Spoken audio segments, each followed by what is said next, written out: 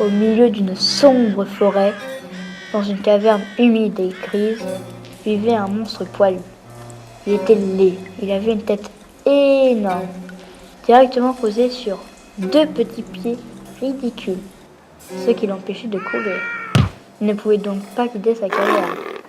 Il avait aussi une grande bouche, de petits yeux glauques et de longs bras minces qui partaient de ses oreilles et qui lui permettaient d'attraper les souris.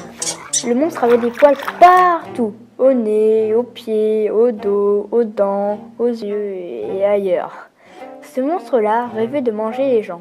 Tous les jours, il se postait sur le seuil de sa caverne et disait, avec des ricanements sinistres, « Le premier qui passe, je le mange. » Mais jamais les gens ne passaient par là, car la forêt était bien trop profonde et bien trop sombre.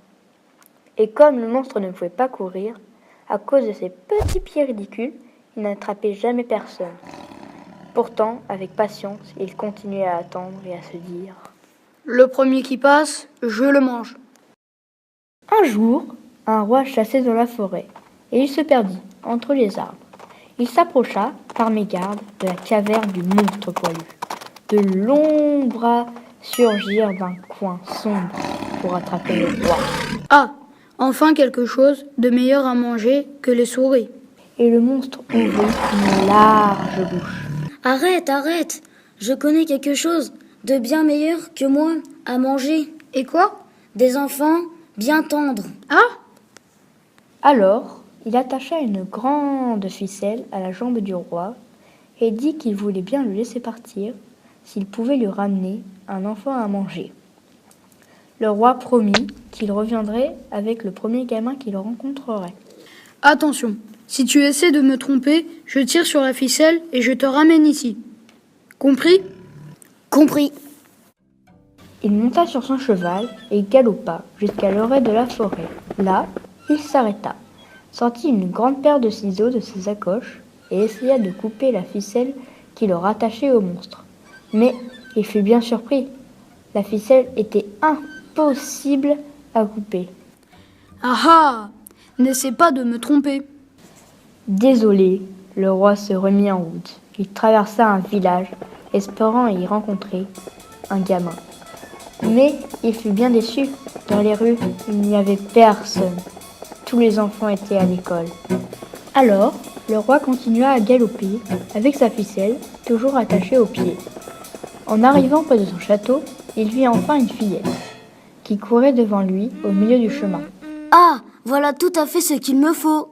Mais quelle ne fut pas sa surprise lorsqu'il vit, en s'approchant d'elle, que la fillette en question était sa propre fille, la petite Lucille, qui s'était échappée du château pour aller s'acheter des malabars. Furieux, le roi gronda. Je t'avais interdit de manger des malabars.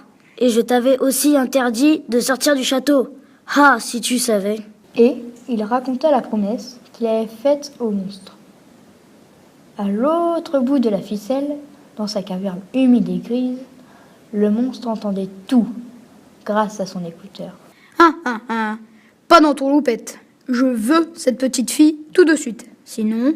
Le roi se mit à pleurer et la petite Lucille dut le consoler. Ne pleure pas, papa. Je veux bien aller chez le monstre, me faire manger. Ah, malheureuse. Il fit monter la petite fille sur son cheval et retourna à la caverne. D'où le monstre le guidait en tirant sur la ficelle. Arrivé là, il déposa sa fille en tremblant. Le monstre détacha la ficelle et ordonna au roi de partir tout de suite. Puis, il se tourna vers la fillette qui attendait poliment, les mains derrière le dos. Ah ah! Je vais te manger, mon petit lapin. Poil aux mains. Quoi? Je dis poil aux mains parce que vous avez des poils aux mains. Et c'était tout à fait exact. Le monstre avait bien des poils aux mains, vu qu'il avait des poils partout. Ça, par exemple. Petit effronté. Poil au nez. Surpris, le monstre dut reconnaître qu'il avait des poils au nez, puisqu'il était poilu partout. Mais, comme il était en colère, il menaça la fillette. Je vais t'apprendre, moi. Poil aux doigts. Tu vas le regretter. Poil aux pieds. C'est tout de même malheureux. Poil aux yeux. Attention, je compte. 1, 2, Poil aux yeux. 3, Poil aux bras. 4. Poil aux pattes. Le monstre, hors de lui, se roulait par terre de colère. C'était d'ailleurs très drôle à voir. Maintenant, il hurlait. Ce ne sont pas des manières de princesse. Poil aux fesses. Le monstre enragé, la fureur il faisait gonfler.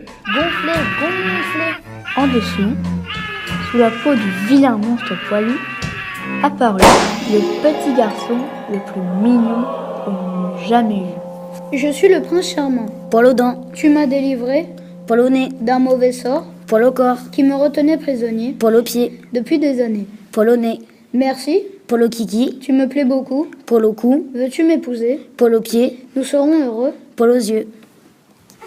La petite fille trouva la proposition charmante. Elle accepta tout de suite et les deux enfants s'envolèrent sur le dos d'un papillon géant. À partir de ce jour, jamais plus, on n'entendit parler du monstre poilu. Poil final.